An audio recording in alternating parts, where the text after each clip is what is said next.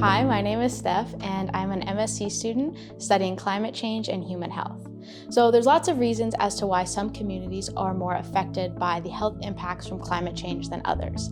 And I like to break this down into two main factors, so exposure and vulnerability. And these two things both make up what could put a community more at risk. So when it comes to exposures, different communities have different levels of exposures. And if we think globally, coastal regions are more at risk for things like flooding or hurricanes. And if we look a little bit more locally, in Alberta or BC and even rural and remote areas are more at risk for wildfires. And these are all things that lead into what could put us more at risk for these health impacts. Now, when it comes to vulnerabilities, this is largely made up of the social determinants of health. And these are non-medical factors that all lead into what makes us healthy. And really they're based on the environment that we live in, that we work in, and that we grow up in.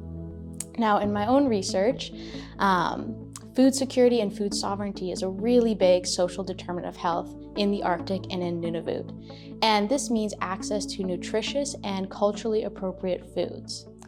So this can be influenced by things like income and affordability in the prices of foods, climate change, and environmental contamination. So for example, with climate change, this is impacting things like different environmental changes like herd patterns, hunting patterns, ice coverage, even berry picking, which all impacts our health and well-being as a community. So overall, there's lots of reasons as to why certain communities are more at risk for health impacts from climate change than others.